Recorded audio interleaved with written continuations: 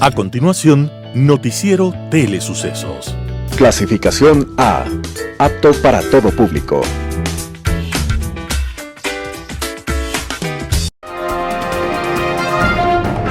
En sucesos, un día como hoy. Corre el año de 1792 y Francia se encuentra envuelta en los huracanes de la guerra. En ese momento, las tropas francesas llegan a Estrasburgo y piden al alcalde de la ciudad que se una a ellos para llamar voluntarios en la lucha contra Austria. El alcalde se llama Federico Dietrich y, aunque por supuesto acepta, reclama a los militares que las tropas francesas no tienen la motivación de los grandes himnos para ir a la guerra. Entonces dice: falta la pasión que agita la sangre. Faltan la letra y la música que inflame las almas, que mueva a nuestros hombres a lanzarse a la lucha en pos de la victoria. El capitán de aquella tropa era Claude Rouget de Lille, que entre sus pertrechos de guerra cargaba un maltrecho violín para espantar los miedos en las noches de reposo, y decidió hacer suya la idea propuesta por el alcalde. Rouget de Lille entonces no durmió aquella noche y compuso una melodía intensa a la que llamó Canto de Guerra para los Ejércitos del Rin. Al día siguiente, en compañía del alcalde de la ciudad y del precario violín, cantan juntos el himno que llenó de entusiasmo a la tropa. Ese himno de guerra se llamó después La Marsellesa y se convirtió en el más conocido de todo el mundo. Y fue compuesto un día como hoy, 24 de abril de 1792. En sucesos, un día como hoy.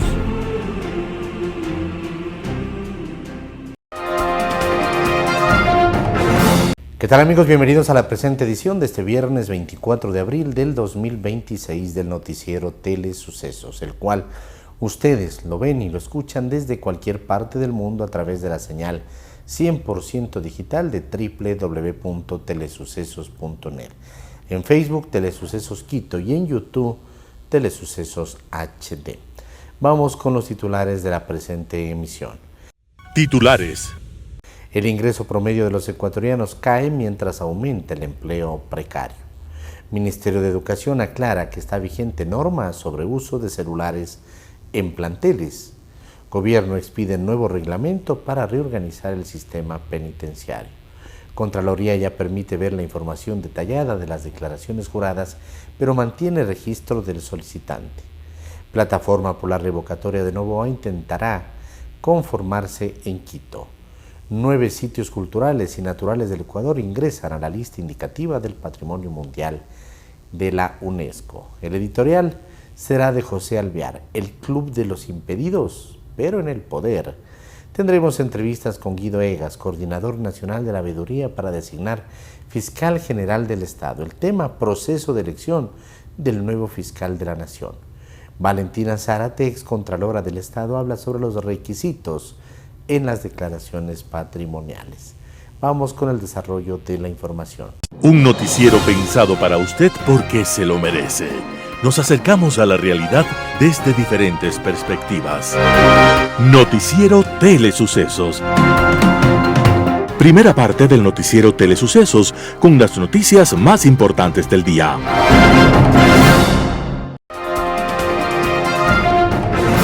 El ingreso promedio de los ecuatorianos cae mientras aumenta el empleo precario.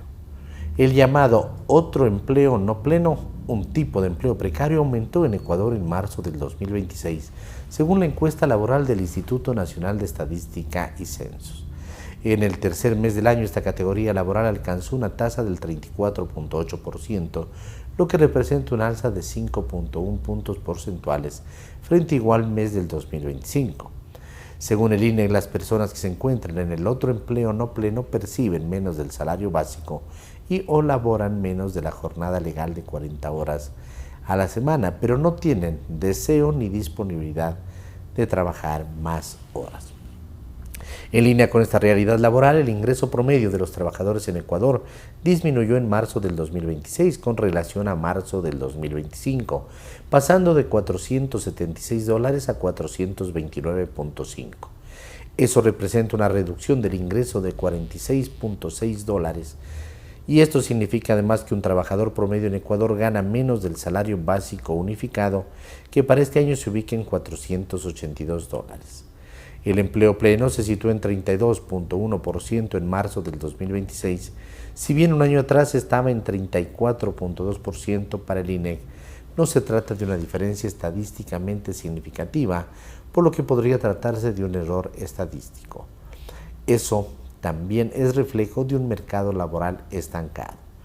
Las personas con empleo adecuado o pleno perciben al menos un salario básico y laboran una jornada completa de 40 horas a la semana o más.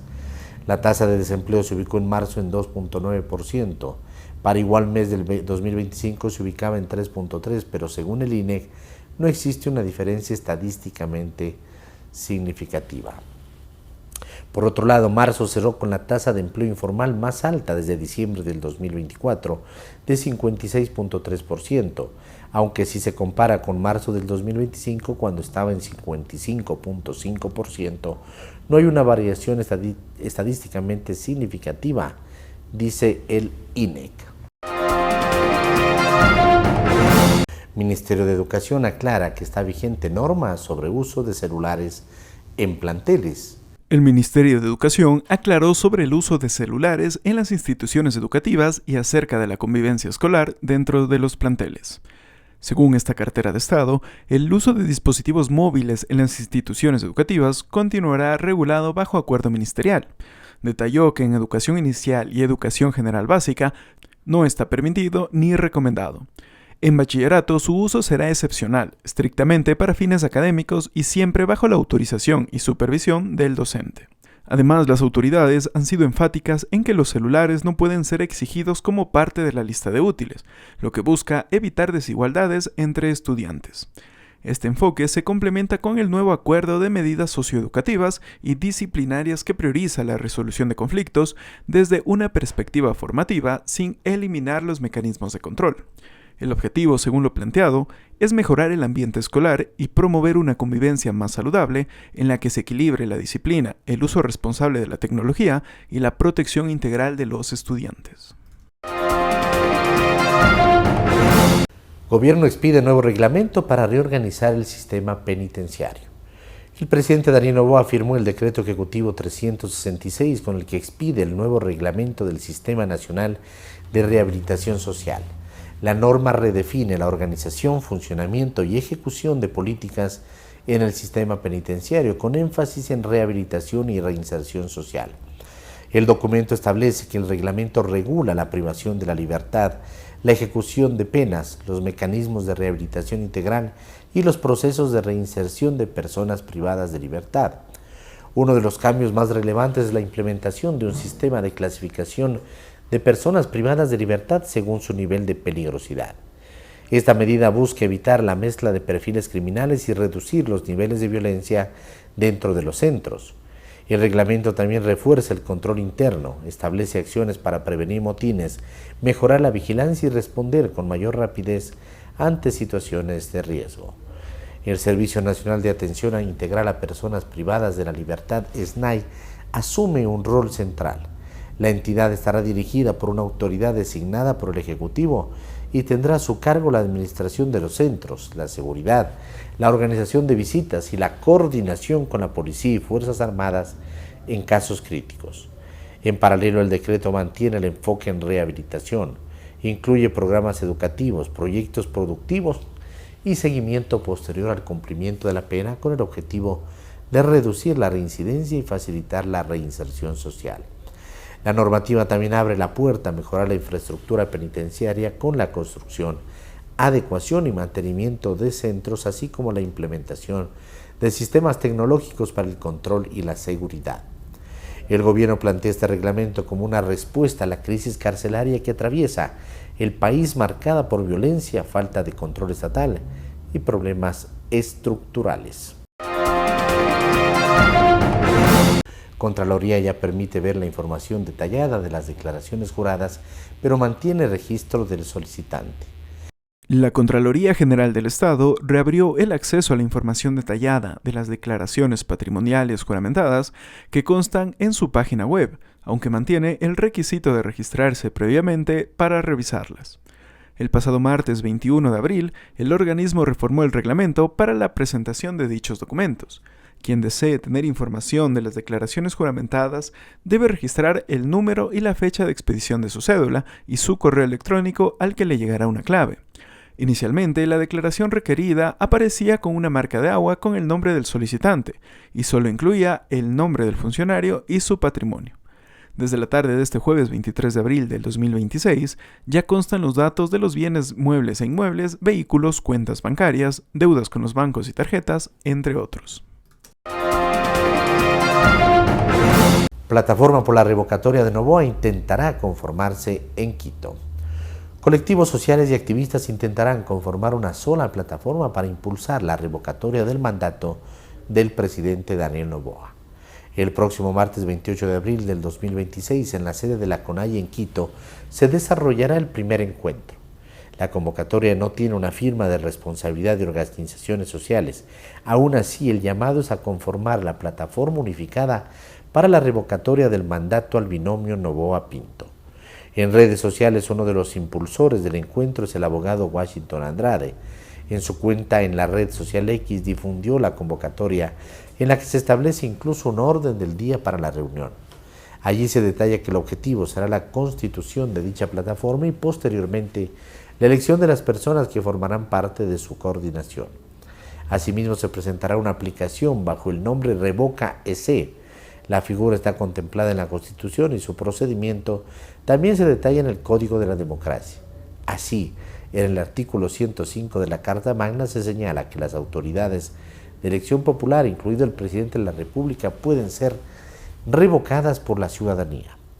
Para el caso de la presidenta o presidente de la República, se requerirá el respaldo de un número no inferior al 15% de inscritos en el registro electoral, se señala en la Constitución. Existe además un requisito clave: el funcionario de elección popular, en este caso el presidente de la República, debe haber cumplido al menos un año en funciones. Este plazo se cuenta desde la fecha de su posesión en la Asamblea. En el caso del binomio Noboa-Pinto, el primer año se cumplirá el próximo 24 de mayo del 2026. 9 sitios culturales y naturales del Ecuador ingresan a la lista indicativa del Patrimonio Mundial de la UNESCO. Ecuador dio un nuevo paso para posicionar su riqueza cultural y natural a escala global al anunciar la incorporación de 9 sitios a la lista indicada del Patrimonio Mundial de la UNESCO. Este es un requisito previo para su eventual declaratoria como Patrimonio de la Humanidad. Entre las propuestas destacan el paisaje cultural del Puñay, el paisaje cultural del Cacao, el bosque nublado del Chocó Andino, el complejo arqueológico Yacubiña, la reserva ecológica El Ángel, la reserva biológica El Quimi Mesetas de Arenisca, la reserva de producción de fauna Chimborazo y la cultura manteña. Según el Ministerio de Educación, Deporte y Cultura, estos espacios reflejan la milenaria historia y biodiversidad única del país, consolidando su valor patrimonial. Actualmente, Ecuador cuenta con 5 declaratorias de la UNESCO: Quito, las Islas Galápagos, el Parque Nacional Shanghái, el Centro Histórico de Cuenca y el Chaquiñán. Otros escenarios. Mientras la atención mundial se ha centrado durante los 2 últimos meses al menos en los sucesos en Medio Oriente e Irán, en el resto del planeta se producían hechos relevantes sin recibir la atención que ameritaban ante la gravedad del conflicto en Irán. Algunos los mencionamos en este programa hace unos días, como el de las elecciones de Hungría, donde Orbán, primer ministro por los últimos 14 años, es vencido por un antiguo miembro de su partido en un proceso signado por el alejamiento que se había producido entre Hungría y la Unión Europea por la política prorrusa de Orbán en la agresión de esta a Ucrania, incluyendo las filtraciones de información que se atribuyen a funcionarios del régimen con el prácticamente seguro conocimiento y beneplácito de Orbán en tal deslealtad. También se comentó sobre la elección en Perú y las expectativas para la segunda vuelta, sin todavía saberse, tras 2 semanas, quién será el contendor de la señora Keiko Fujimori.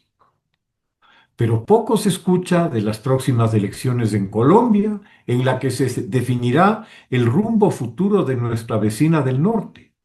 El comercio de ambos países se ha resentido por diferencias políticas y el propósito anunciado por el presidente Petro de retirarse de la CAN, que significaría en la práctica el final de uno de los más antiguos mecanismos de integración regional, en un momento en que la unidad regional es más importante que nunca, en un mundo donde los bloques comerciales y las comunidades políticas y económicas son los escenarios donde las economías de escala se aplican en beneficio de productores, consumidores y comerciantes. La elección del secretario general de las Naciones Unidas tampoco ha merecido mayor información ni análisis, pese a la presencia de 2 notables candidatas latinoamericanas, la expresidenta chilena Michelle Bachelet y la economista y ex subsecretaria general de Naciones Unidas, Rebeca Greenspan, de Costa Rica. También participa por Argentina el anterior director general de la OIEA, Rafael Grossi, otro excelente cuadro regional. Hasta la guerra en Ucrania ha sido relegada a segundo plano, pese a la noticia de robots terrestres que se unen a todas las innovaciones tecnológicas incorporadas en el conflicto, redefiniendo la guerra futura ya muy alejada de la comprensión que había no hasta hace mucho acerca de ella. Más relegada aún está la noticia del bloqueo por las presiones del gobierno chino de los espacios aéreos de varios países africanos e insulares al vuelo del presidente de Taiwán en su visita a Eswatini, el único país africano que mantiene relaciones diplomáticas plenas con Taiwán. Nos hallamos ante un empleo de poder desnudo por parte de Beijing, que otra vez utiliza la palanca económica que posee al haberse endeudado con ella varios de los países que han cerrado sus espacios aéreos. Esta realidad, conocida como diplomacia o trampa de la deuda, se ha vuelto una herramienta para la intimidación y la sujeción de los deudores a los dictados e intereses chinos, situación que atraviesan numerosos países africanos dependientes al extremo de la exportación de sus materias primas, metales y tierras raras a China. La estrategia china para la sumisión de países en desarrollo por medio de préstamos para obras como ferrocarriles, puertos u obras de infraestructura eléctrica se ha basado en apostar a que los deudores no podrían pagar la deuda, en varios casos por el sobredimensionamiento de las obras, como en el caso del puerto de Hambantota en Sri Lanka, cuyo diseño resulta excesivo para el país sin posibilidad de ser pagado. Entre las cláusulas del contrato consta la previsión para tal ocurrencia, que le otorga a China la administración y control del puerto por 99 años, con la posibilidad de ser usado por buques de guerra chinos en una zona de alto riesgo para la India, apenas separada de Sri Lanka por el estrecho de Palk de unos 100 kilómetros de ancho en promedio. También en Kenia se aplicó este método al garantizarse con la operación del puerto de Mombasa el crédito otorgado por China para la construcción del ferrocarril desde el puerto a Nairobi. De no producirse los pagos del préstamo, Kenia perdería el control del puerto. Tanto en Sri Lanka como en Kenia, la construcción del puerto en la primera y del ferrocarril en la segunda fueron ejecutados por empresas chinas en procesos opacos sin posibilidad de licitación internacional. La posibilidad de sobreprecios en las obras, con muy limitadas capacidades de fiscalización, son evidentes. Los créditos para las obras otorgados por China directa o indirectamente únicamente podían ser utilizados para pagar a empresas chinas a tasas de interés muy superiores a las de organismos multilaterales. Ambos países y bastantes más en la ruta y la franja de la seda han caído en la trampa de la deuda que ha sido utilizada por China más allá de lo económico, muy al estilo de lo que el Imperio Británico hacía a mediados del siglo XIX, cuando forzó a la propia China a abrir sus puertos y entregarle Hong Kong por 150 años, en lo que Beijing denomina el siglo de la humillación, como la quinta esencia de los abusos y la perversidad de los colonialistas occidentales. Pronto olvida la vaca cuando fue ternera, dice el aforismo popular, y está claro cómo, mutatis mutandis, los intereses imperiales y neocoloniales redescubren los métodos y prácticas de ejemplos anteriores, además, claro, de desarrollar nuevas formas de presión sobre gobiernos imposibilitados de resistirlas por su dependencia, cayendo en una suerte de soberanía limitada, para usar la definición que hiciera Brezhnev, el premier de la URSS, sobre sus colonias de Europa Oriental cuando la invasión en 1968 de Checoslovaquia. El bloqueo del espacio aéreo al presidente de Taiwán revela una de las innovaciones que China ha incorporado a su manual de neocolonialismo.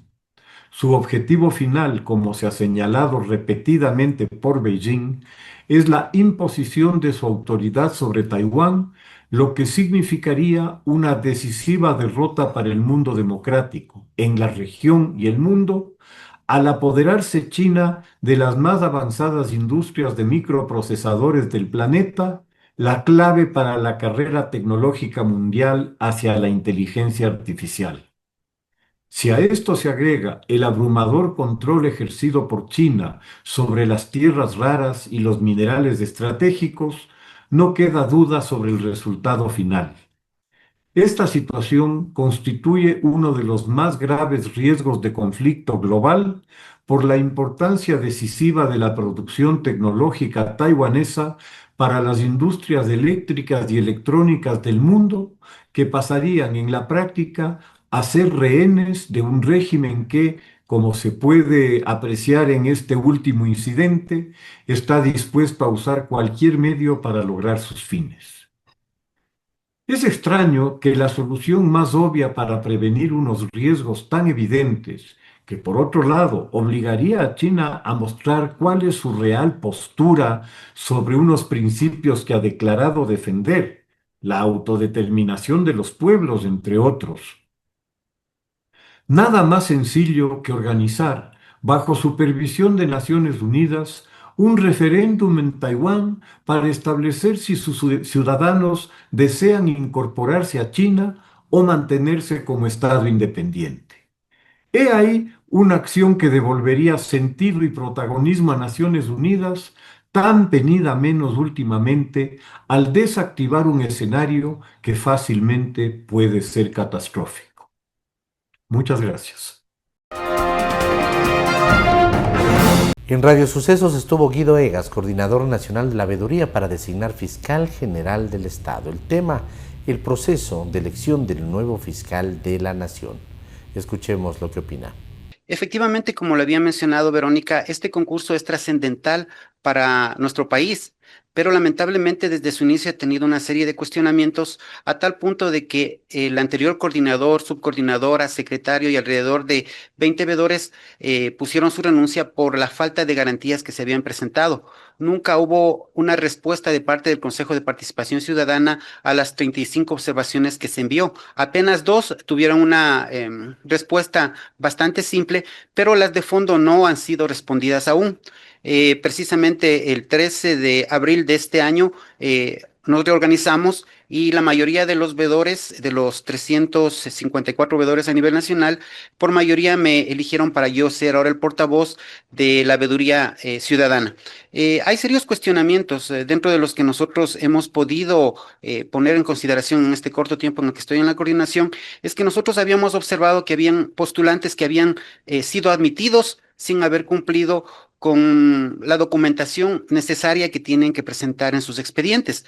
En estos días, en base a esa denuncia pública que la hice yo, he visto que medios de investigación como Lupa Media o también la Comisión Cívica de Seguimiento a la Fiscalía ha indicado que hay 5 postulantes que no debieron haber sido admitidos, en el caso del señor Rosero, Valda, Morejón, Espinosa y de la Gasca, y otros 3 que sí debieron haber sido admitidos, como en el caso del señor Ordóñez, Flores y Ayala, que indican que no hubo un proceso adecuado al respecto. Y lo básico es que hay un formulario que se llama de declaración de conflicto de intereses.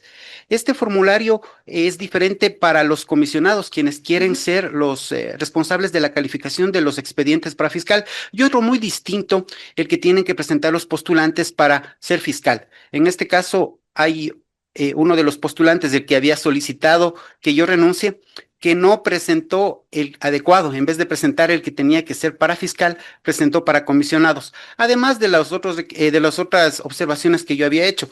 Esto implica que nosotros, como veeduría ciudadana, que dentro de nuestras atribuciones y obligaciones está, uno, el vigilar la transparencia y legalidad de las actuaciones, miren, del equipo técnico, de la Comisión Ciudadana de Selección, de su secretario y de los miembros del Pleno del Consejo de Participación Ciudadana, así como también presentar las recomendaciones y observaciones al Pleno del Consejo de Participación Ciudadana y Control Social a través de los mecanismos institucionales adecuados. Nosotros estamos cumpliendo nuestra función porque creemos que el próximo fiscal o fiscal mujer que esté al frente de la máxima autoridad de la Fiscalía General del Estado, debe darnos a la ciudadanía la certeza de que vamos a estar cuidados. Hoy que nuestro país tiene tanta inseguridad, necesitamos que la institucionalidad empiece a respaldar a los ciudadanos de a pie que queremos tener más seguridad.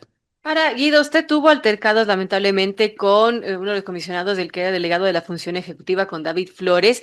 Esto ocurrió el martes anterior durante la designación de los expedientes para la calificación. ¿Qué pasó allí? Porque fue llamado la atención por esto de altercados, pero usted exponía dudas de las hojas de vida, por ejemplo, de José de la Gasca, quien fue ministro de Gobierno, también de Leonardo Alarcón, actual titular de la Fiscalía, es subrogante, y que estas hojas recayeron en Flores para su calificación. ¿Por qué habría un problema en este sentido? Bueno, más que el problema, es realmente extraño que en este proceso para la selección del fiscal general del Estado, todos los sorteos se los venía realizando de manera manual. Es decir, se ponía papelitos y delante de las cámaras, con presencia del notario, sacábamos nosotros los papelitos. Personalmente, yo fui una de las personas, cuando estaba solamente de veedor, que saqué uno de los papelitos cuando estábamos eligiendo a los 10 mejores puntuados para ser parte de la comisión, y también luego cuando entre ellos sortearon los expedientes que tenían que ser revisados. Pero en este caso, en la etapa más importante en la que van a calificar los méritos, fue el sistema, un sistema bastante cuestionado, que tengo información incluso que no tiene los licenciamientos correspondientes y que es elaborado por técnicos del Consejo de Participación Ciudadana. Nosotros creíamos, primero, lo extraño es que es el primer mecanismo informático que se realiza en todos los concursos. Ustedes recuerden que yo también fui coordinador nacional de la veeduría para la elección del Contralor General del Estado. Es decir, que afortunadamente muchos veedores, como en el caso mío, tenemos cierta experticia en cómo se dan este tipo de actividades, de tareas. Entonces, resulta que el sistema debe dar la seguridad que si hay 28 postulantes que están para ser distribuidos entre los 9 comisionados, a cada uno le tocaba 3 y a uno le tocaba 4. Empieza el sistema de forma ordenada, por decirle algo, 1, 2, 3, 4, 5. Pero posteriormente se salta nuevamente, por ponerle el ejemplo, del 10 al 1. Entonces, un sistema es raro de que si tiene un orden normal, haya un salto de este tipo. El otro tema que llamó la atención es que si ya un comisionado recibió sus 3 postulaciones o la cuarta que es la excepción, ya no debería recibir más postulaciones y el sistema seguía cargándole. A Flores le cargaron 2 más, o sea, él, según el sistema, debió haber revisado 5 o 6 y a otros igual les empezaba, a pesar de que ya tenían los 3 designados, a seguir cargando. Lo que hizo el secretario en ese momento es un resorteo que no está considerado tampoco en el reglamento. Entonces, sí es bastante extraño que precisamente al comisionado Flores, que es representante de la función ejecutiva, le tocó por sorteo, por casualidad, en este sistema que presenta fallas, porque lo ideal hubiese sido que los veedores nos acerquemos a ver que el sistema esté encerado y que tengan las seguridades correspondientes para que no haya estos cuestionamientos. No, no se lo hizo. Entonces, la veeduría realmente indignada, lo que pidió es respeto. En ese momento recuerdo que el comisionado Flores como que se molestó y yo le respondí que como ciudadanos le pedimos respeto. Y él hizo alguna alusión como diciendo esto no es un circo. Y yo le respondí que los veedores ciudadanos no somos payasos. En Impacto Informativo, Valentina Zárate, excontralora del Estado, acerca de los requisitos en las declaraciones patrimoniales. Vamos con la nota. En efecto, en estos días creo que hemos sido testigos de un extenso y amplio debate jurídico que se ha generado por la expedición de un acuerdo en la Contraloría General del Estado que pone ciertas trabas al acceso de la información contenida en las declaraciones juramentadas. No es como tal una restricción porque la información está ahí, pero ¿qué es lo que se ha hecho? Se puso un requisito adicional que antes no estaba, que es identificarse. Es decir, si es que yo quiero revisar, por ejemplo, la declaración juramentada del presidente de la República, la Contraloría ha diseñado una pantalla en la cual yo tengo que poner mi nombre, mi cédula, informar para qué requiero la información. Y no solo eso, si es que finalmente tengo acceso a la declaración juramentada, en este ejemplo, sale con una marca de agua en la que consta los datos del solicitante, la fecha y hora en que extrajo esta información del sistema de declaraciones juramentadas de la Contraloría y, por último, el número de IP desde donde solicitó esta información. Por qué entonces la polémica, me dirá usted? Porque Es que antes no se precisaba, no se necesitaba pues llenar todos esos requisitos que ahora pide la Contraloría. Exactamente. Como le decía, no es una restricción directa, pero sí cambia la lógica del derecho, porque la información, si bien sigue siendo pública, ahora piden un requisito adicional, que es la identificación para acceder a ella. Y ahí está el punto neurálgico, el punto del debate, de este pantano jurídico en que nos encontramos, porque ¿qué es lo que pasa? El poder de cierta forma empieza a enterarse de quién está detrás de cada búsqueda. Imagínese, Edgar, en el contexto en el que vivimos, en el cual el periodismo ha jugado un rol fundamental para investigar casos de corrupción. Imagínese si en medio de una investigación de este orden le piden a un periodista consignar sus datos para que pueda acceder a una información que antes era abiertamente pública. ¿Cuál es el mensaje que se da desde el Estado en contra de las personas, periodistas, activistas, académicos o cualquier persona que quiera hacer control social o fiscalizar o hacer escrutinio del poder público, que es una de las garantías que están establecidas en la Constitución? El mensaje que se da es bastante grave e incluso podría hablarse de un atentado a la libertad de prensa si es que esto se mantiene en pie. Bueno, por lo menos es elevar no sé, las custodias o las protecciones a los funcionarios públicos. Es decir, aquí estamos hablando de probablemente una falta a la equidad, ¿no?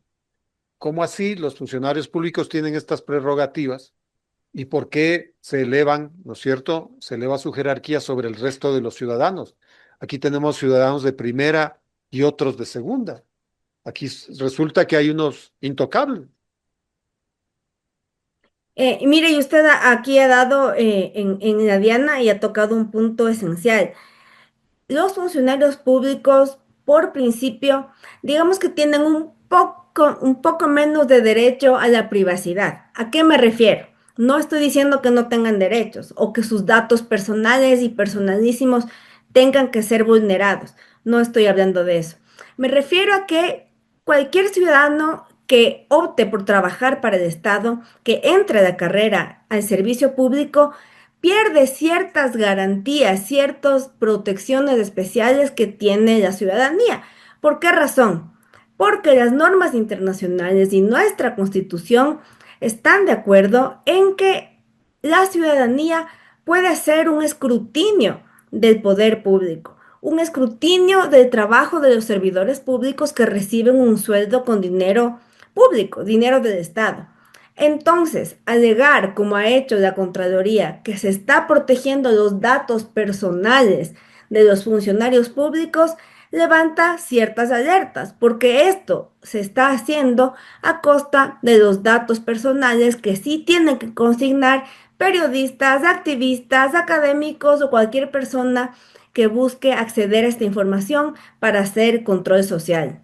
Una precisión, Valentina, el momento en que usted ya cumple pues con esta nueva formalidad que ha exigido la Contraloría, ¿esta información sobre quien busca declaraciones patrimoniales le queda solo a la Contraloría o acaso se alerta a la persona, al funcionario público de quien se desea la declaración patrimonial? Esta es una buena pregunta, Edgar. La información de quien solicita se queda en la Contraloría. Le llega únicamente a la Contraloría y ellos en su repositorio digital saben quién está accediendo a la información, pero qué es lo que pasa y dónde está la trampita, digamos, de forma coloquial. Que cuando usted saca la declaración juramentada y, por ejemplo, usted ha visto que en redes sociales es un espacio en donde se presentan una gran cantidad de denuncias ciudadanas, si usted quisiera publicar la declaración juramentada de, me invento, un alcalde que ha tenido un incremento sospechoso en su patrimonio, ahora aparece en redes sociales que fue, por dar un ejemplo, Edgar Vázquez quien accedió a esta información. Eso es lo que pasa también. Ahora, en honor a la verdad hay que hacer una aclaración. Durante el día, la Contraloría parece que se ha hecho eco de las opiniones expertas o de los periodistas incluso que han acudido O al del debate creado, los reclamos como se están haciendo como los ajustes sobre la que marcha del se han sistema. generado en estas 48 horas. Exactamente. Y hay algunos de estos requisitos de los que estamos hablando que parece ser ya están siendo eliminados. Además, Edgar, hace unos momentos acabo de ver que desde la Asamblea Nacional le van a convocar al Contralor General del Estado, a la Comisión de Transparencia, a que explique qué es lo que está pasando con el sistema de declaraciones juramentadas y con estas restricciones al acceso a la información pública que se han dado por el acuerdo que él mismo expidió.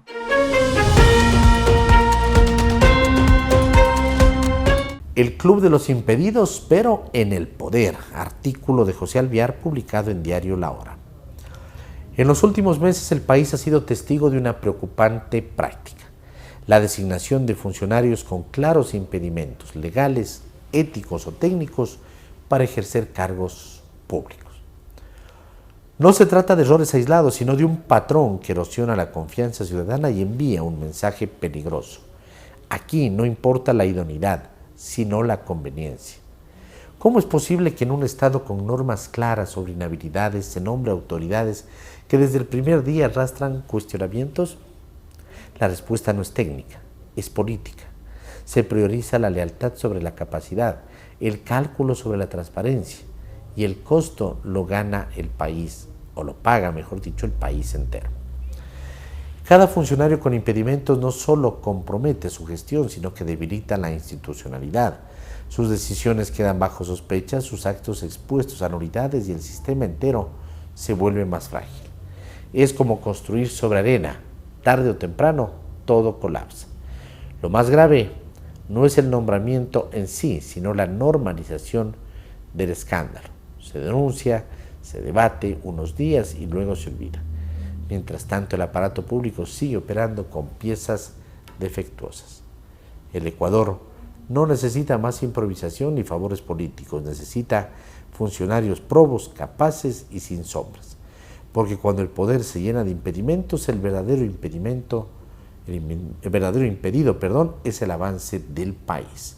Artículo de José Alvear publicado en Diario La Hora.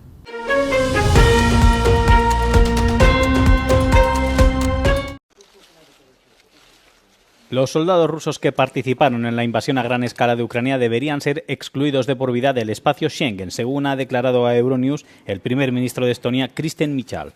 El gobierno estonio sostiene que la movilización ampliada del Kremlin aumenta la probabilidad de que los antiguos combatientes puedan suponer una amenaza para la Unión Europea, incluso una vez que las hostilidades hayan terminado. What will those people do? Most of them are criminals, but they have to be treated as heroes inside Russia. So, once again, I would ask everybody that, do you want these guys near to your home? No, you don't. So that's why you have to ban them for life from Schengen. Estonia ya ha prohibido la entrada a unos 1.300 combatientes rusos, según Michal, pero dada la enorme cantidad de soldados, el ministro pretende convertir la propuesta en una política a escala de la Unión Europea. Estonia lleva promoviendo la prohibición de Schengen desde principios de este año y ha obtenido el apoyo de otros países de la Unión Europea. El Consejo Europeo incluso incluyó el proyecto en sus conclusiones de la cumbre de marzo.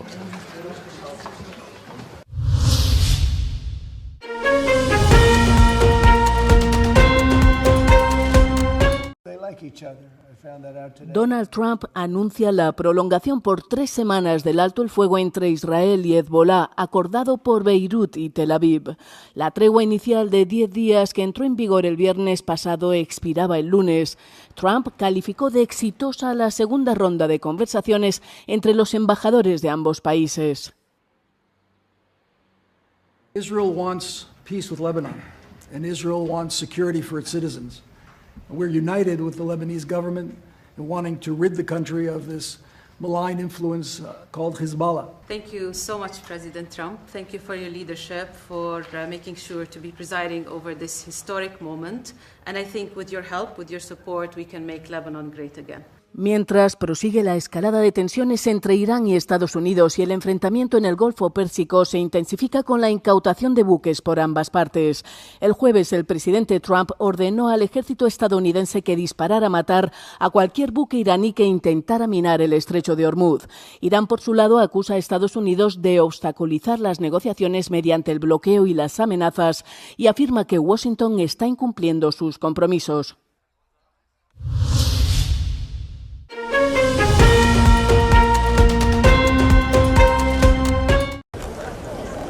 El alto funcionario de Naciones Unidas encargado de las operaciones de mantenimiento de la paz ha asegurado este jueves que planea mantener a los cascos azules en el Líbano tras 2027.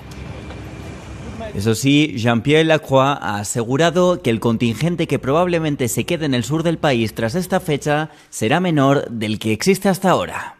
If you talk about enforcing disarmament by force, I think disarming an entity which doesn't want to be disarmed peacefully, the synonymous of that is war.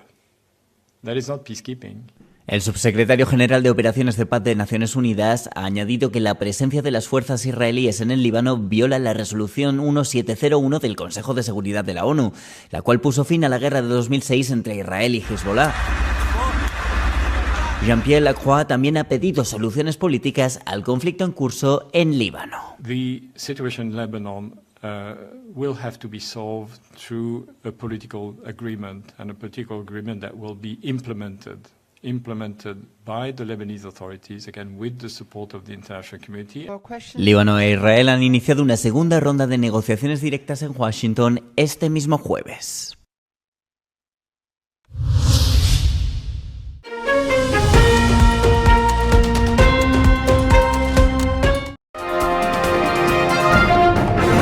Gracias amigos por acompañarnos en la presente edición del noticiero Telesucesos. Nos vemos en una próxima ocasión. Un buen fin de semana. El noticiero Telesucesos es retransmitido de lunes a viernes a las 7 horas por Radio Planeta Sur 106.1 FM de la ciudad de Loja. Noticiero Telesucesos. Las opiniones vertidas en este espacio por la producción y dirección del programa son de exclusiva responsabilidad de sus autores y de quienes intervienen en ellos.